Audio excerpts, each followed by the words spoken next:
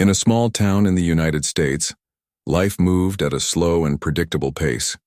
The streets were lined with modest homes, local businesses thrived on familiar faces, and everyone seemed to know each other by name. But beneath this calm exterior, tension simmered, tensions rooted in race, power, and privilege.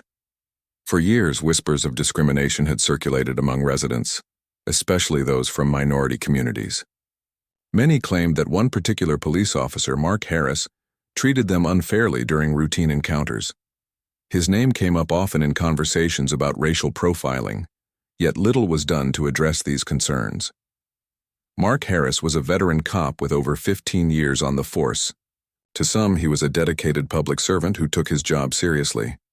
To others, he was an intimidating figure whose authority felt more like oppression than protection. Stories about him pulling over black drivers without clear reason or speaking harshly to people of color were common but rarely reported officially. Those who did file complaints found their voices dismissed or ignored. It wasn't long before Harris earned a reputation as someone who wielded his badge not just as a symbol of law enforcement, but as a tool of control. On a quiet Friday evening, Lieutenant Colonel James Anderson, a decorated Army officer, drove through this same town after spending time with family nearby. Anderson, an African-American man in his early 40s, carried himself with dignity and pride. He wore his military ID around his neck, a subtle reminder of his service to the country. Unaware of the storm brewing ahead, he focused on reaching home safely. As he approached a red light at an intersection, he noticed flashing blue lights in his rearview mirror. Confused, Anderson turned off his engine and placed both hands firmly on the steering wheel, following protocol for any traffic stop. Moments later, Officer Mark Harris stepped out of his patrol car. His demeanor was rigid, his expression unreadable. Without introducing himself or explaining why he had pulled Anderson over, Harris walked briskly toward the driver's side window. "License and registration," he barked, his tone sharp and demanding. Anderson complied immediately, handing over the requested documents while politely asking if there was a specific issue with his vehicle. Instead of answering, Harris squinted suspiciously at Anderson's headlights. "Why are your lights so dim?" he snapped, his voice rising slightly. Anderson remained calm, offering a reasonable explanation. "It might be due to the weather conditions earlier today," he said, evenly, but Harris wasn't listening. His eyes narrowed further when they landed on Anderson's military ID hanging loosely around his neck. Something about it seemed to irritate him. "You think your fancy badge makes you special?" Harris sneered, his words laced with disdain. Anderson blinked, taken aback by the sudden hostility. Before he could respond, Harris reached for his holster and drew his gun, pointing it directly at Anderson's chest. The air froze. Time seemed to stand still as Anderson stared down the barrel of the weapon, his heart pounding wildly. Pedestrians walking along the sidewalk stopped in their tracks, shocked by what they were witnessing. Some instinctively pulled out their phones to record the scene unfolding before them. Cars passing by slowed down, drivers craning their necks to see what all the commotion was about. Yet despite the growing crowd, Harris showed no signs of backing down. If anything, his anger intensified. "Get out of the car!" Harris shouted, his voice trembling with rage. "Now!" Anderson obeyed cautiously, keeping his movements deliberate and unhurried. He raised his hands above his head, repeating softly, "I'm a lieutenant colonel in the U.S. Army. I'm unarmed." But Harris didn't seem to care. His focus was singular, fueled by something deeper than mere suspicion or protocol. It was hatred, or perhaps fear, manifesting itself in the most dangerous way possible. For several agonizing minutes, Anderson stood there, exposed and vulnerable, under the weight of Harris's aggression. Every second felt like an eternity. The contrast between the two men couldn't have been starker. One dressed in uniform, armed with lethal force, the other wearing civilian clothes, carrying nothing but his identity card. Yet it was Anderson who appeared stronger in that moment, not physically but morally. Despite the terror coursing through him, he refused to let fear dictate his actions. Instead, he spoke calmly, appealing to Harris's sense of reason. "What's going on here, officer?" Anderson asked, his voice steady despite the chaos surrounding him. "I haven't done anything wrong." Harris ignored him, continuing to shout obscenities and wave his gun menacingly. Passers-by began murmuring amongst themselves, their disapproval evident. A few brave souls even called out to Harris, urging him to lower his weapon. But he remained unyielding, consumed by whatever demons drove him to act this way. As the standoff dragged on, word of the incident spread quickly. Videos recorded by bystanders made their way onto social media platforms within minutes. Hashtags like #Justice for Anderson started trending locally, drawing attention to the disturbing confrontation. Comment sections filled with outrage, disbelief, and calls for accountability. How could a decorated military officer be treated this way? Why was a police officer wielding his firearm against someone who posed no threat? By the time backup arrived, at the scene, the situation had spiraled far beyond a routine traffic stop. Additional officers attempted to intervene, coaxing Harris into holstering his gun and stepping away from Anderson. Eventually, he relented, though not before issuing a slew of baseless accusations against Anderson. Meanwhile, Anderson was allowed to leave the scene, but not before vowing to seek justice for what had transpired. That night, images and footage of the encounter dominated news headlines across the country. Viewers watched in horror as Harris pointed his gun at Anderson, his face contorted with fury. Analysts debated whether the officer's actions constituted assault or worse. Civil rights organizations condemned the blatant display of racial bias, calling for immediate action against Harris. Military officials expressed solidarity with Anderson, emphasizing the importance of respecting rank and service regardless of race. For Anderson, the ordeal left deep emotional scars. Though grateful to be alive, he couldn't shake the feeling of being dehumanized simply because of the color of his skin. In interviews, he described the humiliation and fear he experienced during those harrowing moments. "I've served my country faithfully for over 20 years, he told reporters. "And yet here I am, treated like a criminal because of how I look." His words resonated with millions, sparking widespread empathy and support. Public pressure mounted rapidly. Protesters gathered outside the police department headquarters, holding signs that read, "No justice, no peace," and chanting slogans demanding reform. Local leaders scrambled to respond, promising investigations and accountability. Within days, Harris was suspended pending an internal review, an outcome many viewed as insufficient given the gravity of his actions. Calls for criminal charges grew louder, echoing across cities nationwide. As the story gained momentum, it became clear that this wasn't just about one rogue officer. It was symptomatic of larger systemic issues plaguing law enforcement agencies. Everywhere, people demanded answers. Why had Harris been allowed to operate unchecked for so long?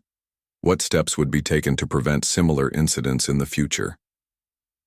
These questions lingered in the air, underscoring the urgent need for change. For now the spotlight remained fixed on Harris and the events of that fateful night. But behind the headlines lay a broader narrative, one of resilience, courage, and the enduring fight for equality. As Anderson prepared to face the legal battle ahead, he knew his journey was far from over. Little did he realize, however, that this single moment would ignite a movement, inspiring countless others to join the fight for justice and reform.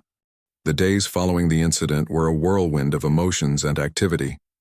Lieutenant Colonel James Anderson, though physically unharmed, found himself grappling with the psychological toll of what had happened.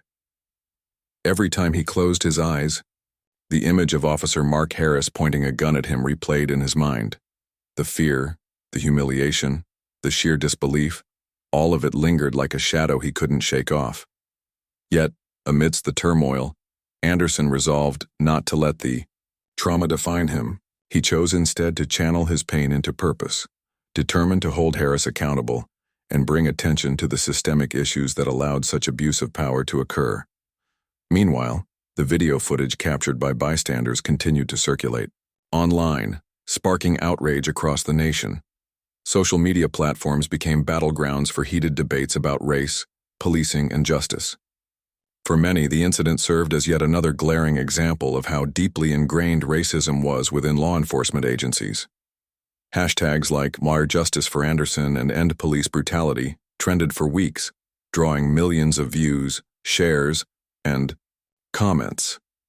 People from all walks of life, students, activists, veterans, and ordinary citizens, joined forces to demand accountability. Local news outlets picked up the story, amplifying its reach even further. Journalists interviewed witnesses who described the scene in vivid detail, the way Harris's voice shook with anger, the terrified look on Anderson's face, and the palpable tension in the air. One witness, a young mother named Sarah Collins, recounted how she had been walking her dog when she saw the confrontation unfold. "It was horrifying," she said during an interview. "This man wasn't resisting or doing anything wrong. He was just standing there trying to explain himself. And this officer pulled a gun on him like it was nothing." Her words struck a chord with viewers, reinforcing the sense of injustice surrounding the case. As public pressure mounted, local authorities faced mounting scrutiny over their handling of the situation. Protesters gathered outside the police department headquarters daily, chanting slogans and holding signs that read, "Accountability Now" and "Black Lives Matter." Community leaders delivered impassioned speeches, urging officials to take decisive action. Among them was Reverend Michael Thompson, a prominent civil rights advocate who had spent decades fighting against racial inequality. "We cannot stand idly by while those sworn to protect us act as judge, jury, and executioner," he declared at a rally attended by thousands. "Enough is enough." Amidst the chaos, Lieutenant Colonel Anderson emerged as a reluctant but powerful figurehead for the movement. Despite his initial reluctance to speak publicly, he soon realized the importance of sharing his story. In interviews with major networks, he spoke candidly about the emotional impact of the encounter. "I've dedicated my life to serving this country," he said, his voice steady but tinged with emotion. "But that night I felt stripped of my humanity. I was treated like a criminal simply because of the color of my skin." His words resonated deeply with audiences, humanizing the issue and galvanizing support for reform.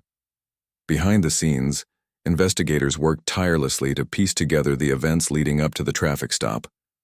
They reviewed body camera footage, which Harris had failed to activate, examined witness statements, and analyzed past complaints filed against the officer. What they uncovered painted a troubling picture. Over the years, multiple individuals, many of them Black or Latino, had accused Harris of discriminatory behavior. Some claimed he used excessive force during arrests. Others alleged he targeted them based solely on their race. While these incidents had been documented internally, they were rarely acted upon beyond superficial disciplinary measures like verbal warnings or brief suspensions. One particularly damning report came from a former colleague who had worked alongside Harris for several years. Speaking anonymously out of fear of retaliation, the officer revealed that Harris often made derogatory remarks about minority groups during work hours. He'd say things like, "They always cause trouble," or "You can tell by looking" at them, the source recalled. "Most of us ignored it because we didn't want to rock the boat, but deep down we knew it was wrong." These revelations fueled widespread calls for Harris to face criminal charges. Legal experts weighed in, arguing that his actions constituted aggravated assault with a deadly weapon, a felony offense punishable by imprisonment. Prosecutors agreed, filing formal charges against Harris shortly after the investigation concluded. The announcement sent shockwaves through the community, with many celebrating it as a step toward justice. However, others remained skeptical, questioning whether the legal system would truly hold Harris accountable, given its history of leniency toward law enforcement officers accused of misconduct. As preparations for the trial began, both sides dug in for what promised to be a contentious courtroom battle. Defense attorneys for Harris argued that his actions stemmed from a miscommunication exacerbated by stress, a claim met with derision by critics who pointed out that Harris's behavior fit a pattern of racial bias rather than isolated error. On the other hand, prosecutors presented a compelling case, highlighting the sheer recklessness of drawing a firearm on an unarmed civilian without provocation. They also emphasized the broader implications of the case, framing it as a litmus test for whether the justice system could rise above institutional biases to deliver fair outcomes. Throughout this period, Lieutenant Colonel Anderson remained steadfast in his commitment to seeking justice, not just for himself, but for countless others who had suffered similar injustices silently. He partnered with advocacy groups focused on police reform, lending his voice to campaigns aimed at increasing transparency and accountability within law enforcement agencies. Together, they pushed for legislative changes, including mandatory body cameras for all officers, independent oversight committees to review misconduct allegations, and comprehensive diversity training programs designed to address implicit biases. At the same time, Anderson sought solace in his family and faith. His wife, Lisa, stood by him every step of the way, offering unwavering support as he navigated the emotional roller coaster of reliving the traumatic event repeatedly. Their 2 teenage children, Maya and Elijah, struggled to understand why someone would treat their father so cruelly. "Dad's a hero," Maya told her mom one evening, tears streaming down her face. "Why do people hate him just because he's black?" It was a question Lisa didn't have an easy answer to, but she reassured her daughter that love and resilience would ultimately triumph over hate. Despite the challenges, Anderson refused to succumb to bitterness or despair. Instead, he channeled his energy into creating positive change. He gave motivational talks at schools and community centers, encouraging young people to pursue careers in public service while emphasizing the importance of integrity and empathy. He also collaborated with nonprofits working to bridge gaps between civilians and law enforcement, fostering dialogue rooted in mutual respect and understanding. Slowly but surely, his efforts began to bear fruit, inspiring hope in places where cynicism once reigned supreme. Back in the town where the incident occurred, residents grappled with the fallout. Conversations about race and policing dominated dinner tables, town hall meetings, and social gatherings. Some expressed guilt and shame over having turned a blind eye to discriminatory practices for so long. Others vowed to educate themselves and become allies in the fight for equality. A grassroots coalition formed, comprising members from diverse backgrounds united by a shared vision of a safer, more inclusive community. Even within the police department, attitudes started shifting. New leadership took charge, promising sweeping reforms aimed at rebuilding trust with the public.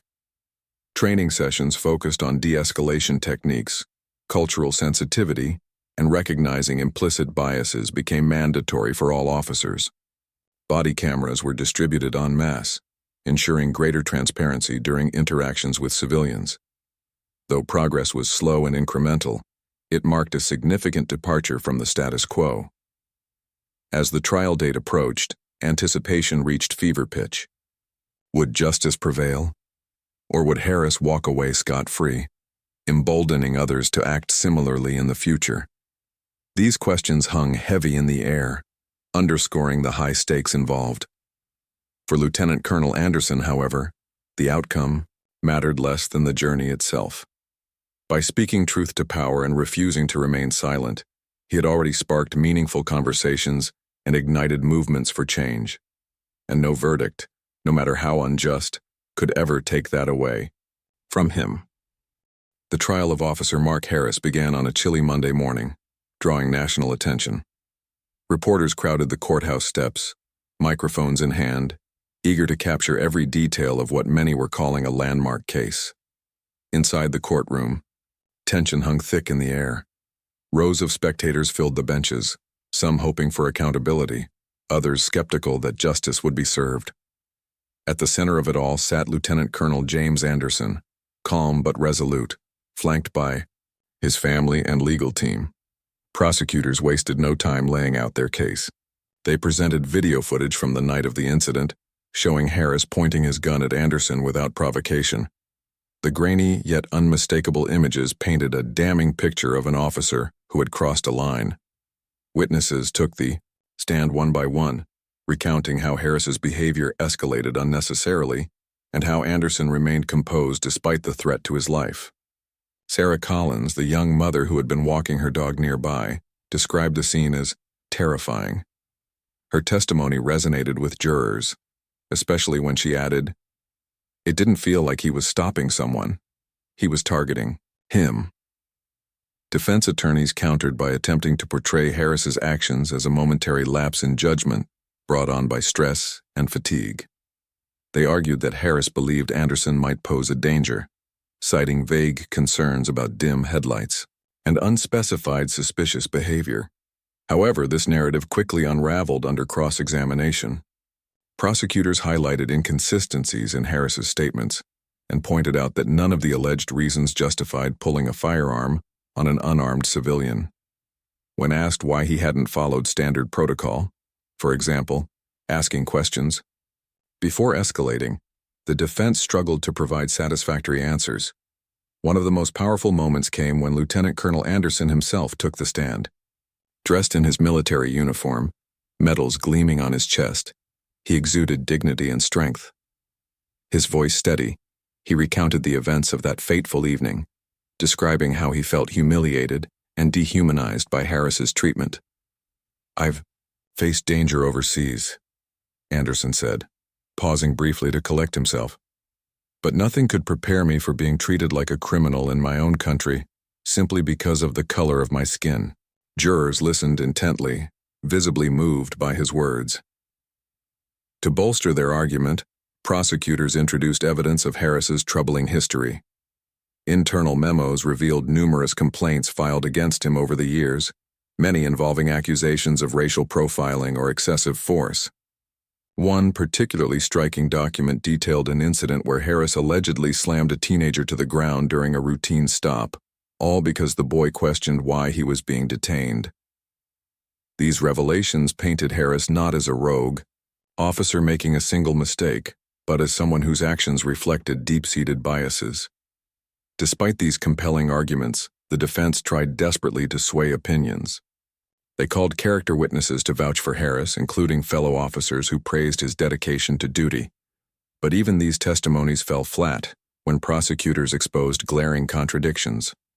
For instance, one witness claimed Harris was calm under pressure, only for video footage to show him shouting obscenities and waving his gun wildly. Another insisted Harris respected everyone equally, yet past victims of his misconduct testified otherwise, recounting experiences laced with hostility and prejudice. As closing arguments approached, both sides delivered impassioned speeches. The prosecution urged jurors to see beyond the badge and focus on the facts. Harris had drawn his weapon recklessly, endangering an innocent man's life based solely on bias. "This isn't just about one officer, it's about holding our institutions accountable," the lead prosecutor declared. "We cannot let fear or hatred dictate how we treat each other." In contrast, the defense pleaded for leniency, framing Harris's actions as a tragic misunderstanding rather than malicious intent. "He made a mistake, a serious one, but does that deserve to ruin his career and send him to prison?" The defense attorney asked rhetorically. Yet, their appeals rang hollow in light of overwhelming evidence proving otherwise. After 2 days of deliberation, the jury returned with a verdict: guilty on charges of aggravated assault with a deadly weapon.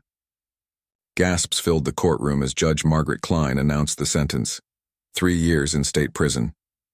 Cheers erupted outside the courthouse, where hundreds had gathered to await the outcome. Strangers hugged, tears flowed freely, and chants of justice echoed through the streets. For many, this ruling represented more than just punishment for Harris. It symbolized hope that the system could still deliver fairness, even if imperfectly. While the conviction brought relief, it also reignited debates about systemic racism within law enforcement. Advocacy groups seized the opportunity to push for broader reforms, organizing rallies and campaigns aimed at dismantling discriminatory practices. Lawmakers introduced bills requiring stricter oversight of police conduct, mandating body cameras, and establishing independent review boards to investigate misconduct allegations impartially. These efforts gained momentum thanks largely to sustained activism fueled by stories like Anderson's. Lieutenant Colonel Anderson, meanwhile, continued using his platform to advocate for change. He traveled across the country, speaking at schools, community centers, and conferences about the importance of empathy and accountability. In one memorable address, he told attendees, "Change doesn't happen overnight, but it starts with courage, the courage to speak up, to listen, and to act." His message resonated deeply, inspiring countless individuals to join the fight for equality. Back in the town where it all began, transformations slowly took root.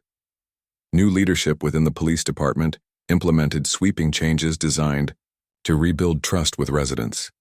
Training programs emphasized cultural sensitivity, de-escalation techniques, and recognizing implicit biases. Officers were encouraged to engage with the community regularly, attending neighborhood meetings and participating in outreach initiatives. Slowly but surely, relationships improved between law enforcement and civilians, marking a shift toward more progressive policing methods. For Anderson personally, life began to stabilize. Though scars from the ordeal remained, he found solace in his family and faith. Lisa, his wife, often reminded him of the impact he'd made. "You turned something horrific into something meaningful," she told him one evening as they watched their children play in the backyard. It was a sentiment echoed by strangers who approached him at public events, thanking him for standing up and sharing his story. Yet, Anderson knew the work wasn't finished. Racial injustice persisted, manifesting in different forms across various sectors of society. But he refused to grow weary. Instead, he chose to celebrate small victories while continuing to push for larger ones. Whether mentoring young people interested in public service or collaborating with nonprofits focused on bridging divides, he remained steadfast in his mission to create a fairer, more inclusive world. As months turned into years, the ripple effects of the case became undeniable. Conversations about race and policing evolved from whispers behind closed doors to open dialogues embraced by communities nationwide. Schools incorporated lessons about systemic inequality into curriculums, teaching future generations to recognize and challenge prejudice. Corporations adopted diversity initiatives, striving to foster workplaces free of discrimination. Even Hollywood played a role, producing films and documentaries highlighting real-life struggles faced by marginalized groups. Through it all, Lieutenant Colonel Anderson stood as a beacon of resilience and determination.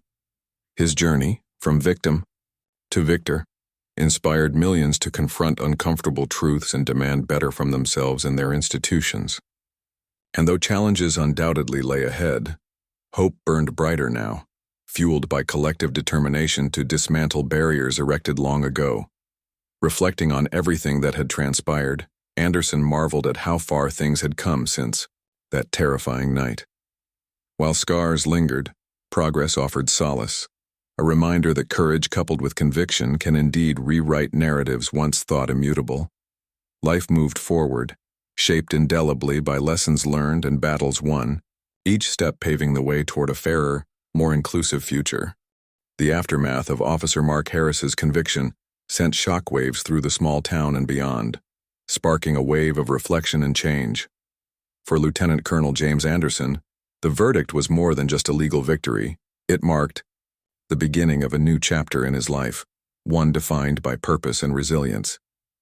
While he had hoped for justice, he also understood that the fight against systemic racism would require much more than a single trial. The case became a catalyst for broader conversations about accountability, equality, and reform, inspiring communities to take action in ways they never had before. In the weeks following the sentencing, national attention remained focused on the town where it all began. Journalists returned to interview residents, activists, and local leaders, eager to document how the community was responding to the verdict. What they found was a mixture of relief, determination, and lingering unease. Many people expressed gratitude that Harris had been held accountable, but others worried that this might be seen as an isolated win rather than part of a larger movement. "It's a step forward," said Reverend Michael Thompson during a televised interview. "But we mustn't stop here. One guilty verdict doesn't erase decades of injustice." For Anderson, the spotlight brought both opportunities and challenges. He was invited to speak at conferences, universities, and community events across the country, sharing his story with audiences hungry for inspiration and guidance. His speeches often began with a simple yet powerful message. I didn't choose this path. It chose me. But now that I'm here, I intend to make every moment count. He spoke candidly about the emotional toll of the incident, describing nights when sleep eluded him and days when anger threatened to consume him. Yet he emphasized that hope and faith kept him grounded. If you let bitterness take over, he told listeners, then hatred wins. We can't allow that to happen. As word of his advocacy spread, Anderson became a symbol of strength and perseverance. People from all walks of life reached out to thank him, not only for standing up to Harris, but also for shining a light on issues many had long ignored. A letter from a young African-American boy particularly touched him. Dear Mr. Anderson, it read, you showed me that even when bad things happen, we can still stand tall and fight for what's right. Thank you for being brave. Holding the note close, Anderson felt a renewed sense of responsibility to keep pushing for change. Back home, the police department underwent significant transformations under new leadership. Chief Patricia Monroe, who took office shortly after Harris's arrest, vowed to restore trust between officers and the community. She implemented sweeping reforms aimed at addressing racial bias and promoting transparency. Mandatory diversity training sessions became a cornerstone of the department's strategy, teaching officers to recognize implicit prejudices and approach situations with empathy. Body cameras were distributed to every officer, ensuring interactions with civilians could be reviewed objectively.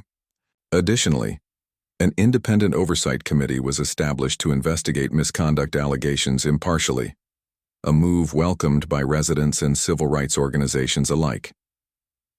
These changes weren't without resistance. Some veteran officers grumbled about the added scrutiny, claiming it made their jobs harder. We're already under enough pressure, one complained during a staff meeting. Now we have to worry about cameras watching our every move? Chief Monroe addressed these concerns head-on, reminding her team that accountability wasn't punishment, it was protection. When you do your job fairly and respectfully, there's nothing to fear, she told them. Over time, attitudes shifted as officers realized the benefits of fostering positive relationships with the community. Community members played an active role in shaping these reforms. Town hall meetings drew large crowds with residents voicing opinions and offering suggestions. High school students organized marches advocating for continued progress, carrying signs that read, "Justice is just the beginning," and equality for all. Local businesses pledged support by hosting fundraisers for nonprofits working toward racial equity. Even children got involved, creating artwork depicting unity and inclusion, which was displayed prominently in public spaces. Amidst these efforts, Lieutenant Colonel Anderson remained deeply engaged. He partnered with advocacy groups to push for legislative changes at the state and federal levels.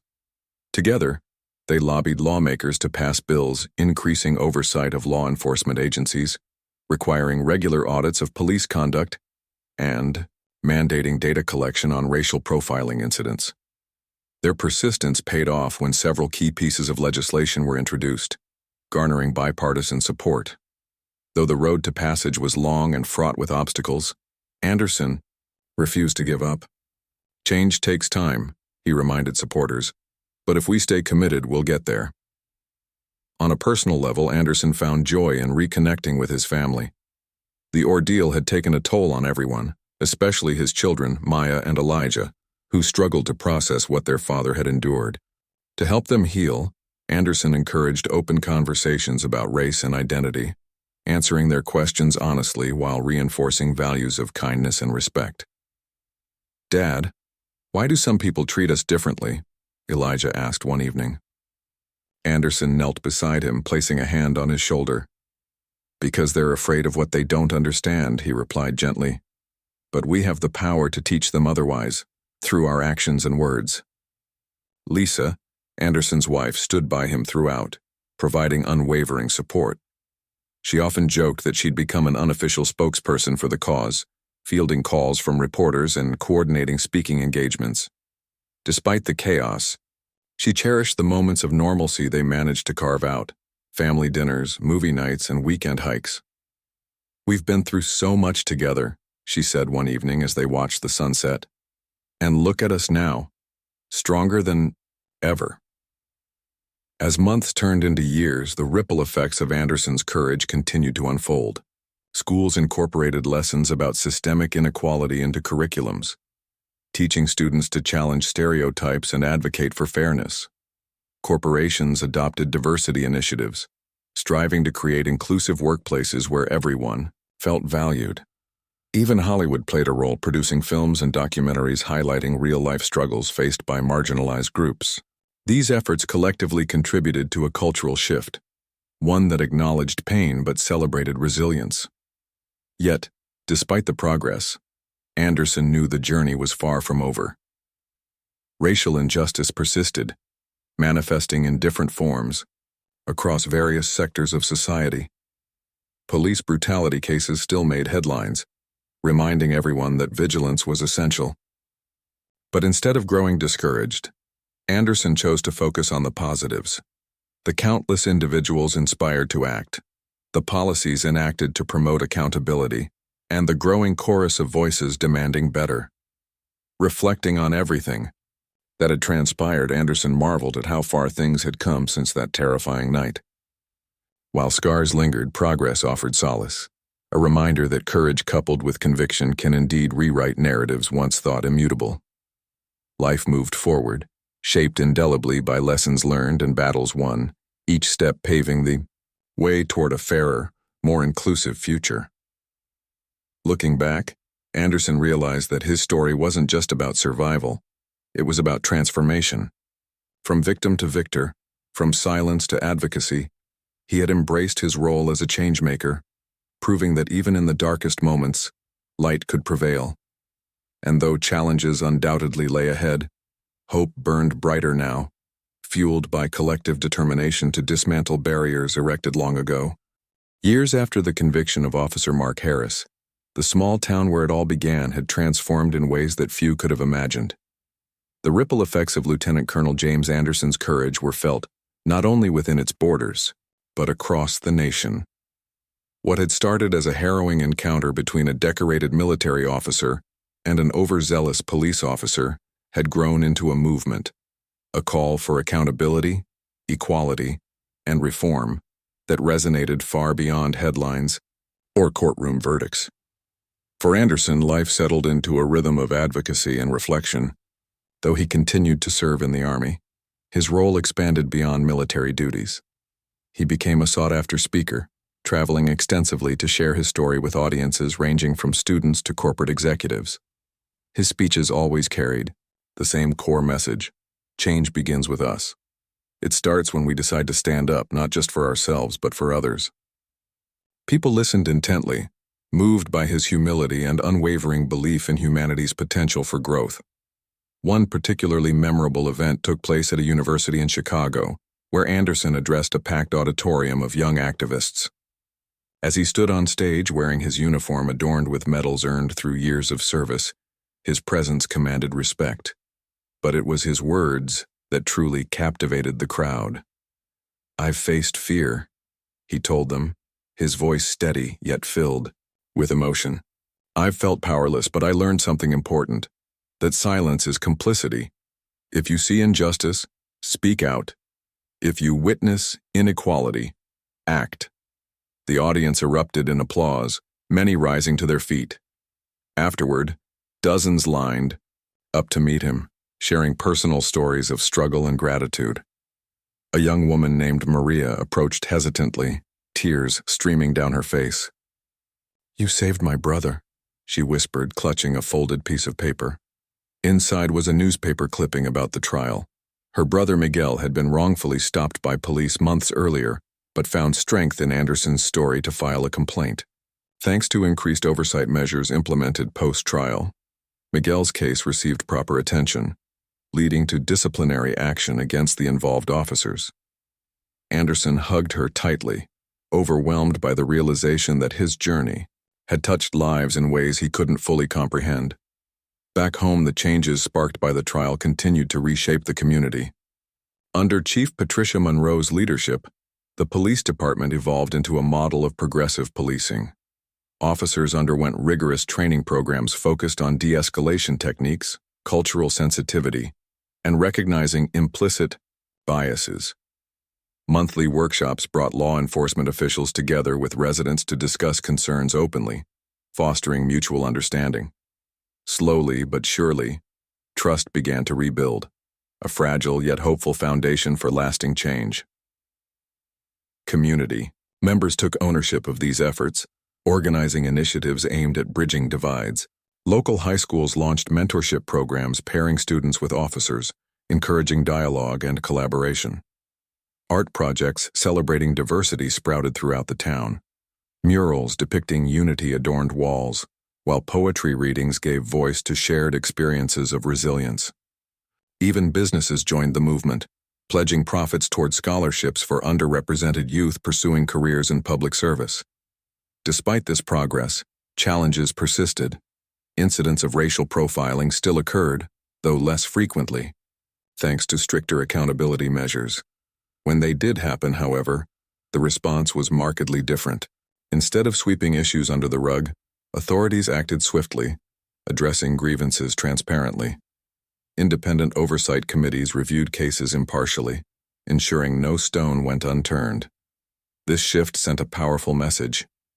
Justice wasn't negotiable, it was non-negotiable. Lieutenant Colonel Anderson remained deeply engaged in these efforts, partnering with advocacy groups to push for systemic reforms nationwide. Together, they lobbied lawmakers to pass legislation increasing transparency in law enforcement agencies, requiring regular audits of misconduct allegations, and mandating data collection on racial disparities. Their persistence paid off when several key bills gained traction, garnering bipartisan support. One such bill established a national database tracking incidents of police brutality, providing researchers and policymakers with critical insights into patterns of abuse. As momentum built, Anderson's family adapted to his dual roles as soldier and activist. Lisa, his wife, embraced her position as a pillar of support, managing logistical details while keeping their household grounded. She often joked about becoming an advocacy manager, coordinating speaking engagements and media appearances. Yet beneath the humor lay profound pride in what her husband had accomplished. "He's always believed in doing the right thing," she said during an interview. Now he's inspiring others to do the same. Their children, Maya and Elijah, grew up witnessing firsthand the impact of standing up for justice. Both became passionate advocates in their own right, participating in school debates, volunteering with local nonprofits, and mentoring peers. Maya, now a senior in high school, dreamed of studying law to fight for marginalized communities. "Dad taught me that courage isn't about being fearless," she explained. "It's about acting despite your fears." Meanwhile, the broader societal landscape shifted incrementally, yet significantly. Schools incorporated lessons about systemic racism into curriculums, teaching students to question biases and advocate for fairness. Corporations adopted diversity initiatives, striving to create inclusive workplaces where everyone felt valued. Hollywood played a pivotal role, too, producing films and documentaries highlighting real-life struggles faced by marginalized groups. These collective efforts contributed to a cultural awakening, one that acknowledged pain but celebrated resilience. Yet, even amidst these gains, Anderson knew the work wasn't finished. Racial injustice persisted, manifesting in new forms across various sectors of society. Police brutality cases still made headlines, serving as stark reminders that vigilance remained essential. Rather than growing discouraged, Anderson chose to focus on the positives: the countless individuals inspired to act, the policies enacted to promote accountability, and the growing chorus of voices demanding better. Reflecting on everything that had transpired, Anderson marveled at how far things had come since that terrifying night. While scars lingered, progress offered solace, a reminder that courage coupled with conviction can indeed rewrite narratives once thought immutable. Life moved forward, shaped indelibly by lessons learned and battles won, each step paving the way toward a fairer, more inclusive future. Looking back, Anderson realized that his story wasn't just about survival, it was about transformation. From victim to victor, from silence to advocacy, he had embraced his role as a changemaker, proving that even in the darkest moments, light could prevail. And though challenges undoubtedly lay ahead, hope burned brighter now, fueled by collective determination to dismantle barriers erected long ago. In quiet moments, Anderson often thought about Officer Mark Harris, who served 3 years in prison before being released. Harris faded into obscurity, shunned by former colleagues and neighbors alike. Some argued that his punishment hadn't been severe enough, while others believed redemption was possible. For Anderson, the question wasn't whether Harris deserved forgiveness, it was whether society had learned from his mistakes. Accountability isn't vengeance, Anderson once remarked during a panel discussion. It's a chance to grow, to acknowledge wrongdoing and commit to doing better. And so, life carried on, shaped indelibly by the events of that fateful night. Lieutenant Colonel James Anderson emerged not merely as a survivor but as a beacon of resilience and hope. His journey reminded everyone that courage isn't the absence of fear, it's the decision to act despite it. Through his actions, he ignited a movement that refused to dim, inspiring countless others to join the fight for equality and justice. Each victory, no matter how small, proved that change was possible and that every step forward mattered. Years after the conviction of Officer Mark Harris, Lieutenant Colonel James Anderson stood on a stage bathed in soft spotlight, addressing an audience of thousands at a national civil rights conference. The room buzzed with energy as people leaned forward in their seats, eager to hear from the man whose courage had sparked a movement. It was a moment that felt both monumental and surreal, a culmination of years spent fighting for justice, equality, and reform. Yet for Anderson, this wasn't about accolades or recognition. It was about ensuring that no one else would have to endure what he did that fateful night. As he began his speech, Anderson reflected on how far they had come since the trial. "Change doesn't happen overnight," he said, his voice steady, but tinged with emotion. "It's built brick by brick, story by story, person by person." He spoke candidly about the pain and fear he had carried during those early days, the sleepless nights, the anger, the sense of betrayal by someone sworn to protect him. But he also emphasized the power of resilience. When life tries to break, you don't let it. Instead, use your pain to build something stronger. The audience listened intently, hanging on to every word. Many nodded in agreement while others wiped away tears. A young woman seated near the front raised her hand timidly when the Q&A session began. When called upon, she stood up, clutching a notebook tightly. "Lieutenant Colonel Anderson," she began, her voice trembling slightly. "Your story gave me the strength to file a complaint against an officer who harassed me last year. Because of everything you've done, I didn't feel powerless anymore. Thank you." Anderson smiled, warmly, gesturing for her to sit down. "That's why we do this work," he replied. "Not for applause, but because change starts with individuals standing up for themselves and each other." Moments like these reminded him why he continued to fight, even when exhaustion threatened to weigh him down. Every success, no matter how small, mattered. Every voice added fuel to the fire. Back in his hometown, the transformation over the years was undeniable. What had once been a community divided by mistrust and prejudice now thrived as a model of collaboration and progress. Chief Patricia Monroe retired after a decade of transformative leadership, leaving behind a department unrecognizable from the one she inherited. Under her guidance, officers became active participants in neighborhood events, helping organize block parties, coaching youth sports teams, and attending town hall meetings where residents could voice concerns directly. These interactions humanized law enforcement, breaking down barriers that had long existed. New policies implemented during Monroe's tenure ensured accountability remained at the forefront. Body cameras were standard issue, and footage was reviewed regularly by independent oversight committees. Data collected from traffic stops, arrests, and use of force incidents revealed significant reductions in racial disparities, a testament to the effectiveness of training programs focused on cultural sensitivity and implicit bias. Officers who violated protocols faced swift consequences, reinforcing the idea that trust must be earned through consistent action. Community members took ownership of these changes, organizing initiatives aimed at fostering unity. Local schools launched programs pairing students with mentors from diverse backgrounds, including teachers, business leaders, and law enforcement officials. Art projects celebrating inclusivity sprouted throughout the town. Murals depicting scenes of harmony adorned public spaces, while poetry readings gave voice to shared experiences of struggle and triumph. Even businesses joined the effort, pledging profits toward scholarships for underrepresented youth pursuing careers in public service. Despite these strides, challenges persisted. Incidents of racial profiling still occurred occasionally, though less frequently thanks to stricter oversight measures. When they did happen, however, responses were markedly different. Authorities acted swiftly, addressing grievances transparently, rather than brushing them aside. Independent oversight committees reviewed cases impartially, ensuring no stone went unturned.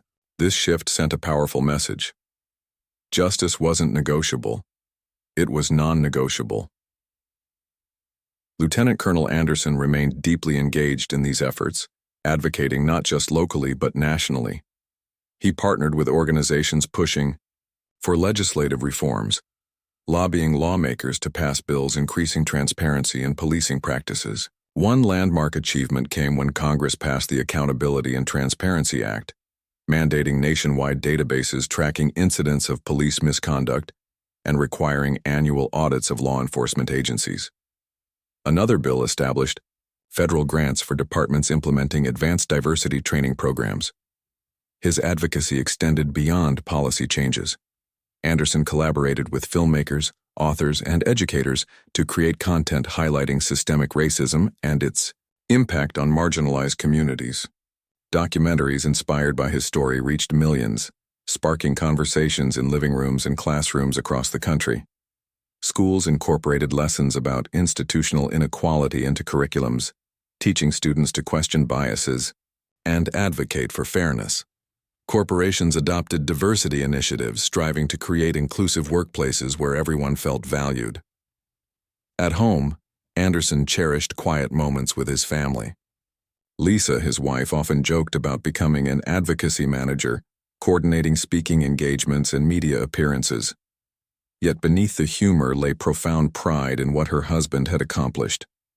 Their children, Maya and Elijah, grew into passionate advocates themselves. Maya graduated high school as valedictorian, delivering a commencement speech urging classmates to be the change you wish to see.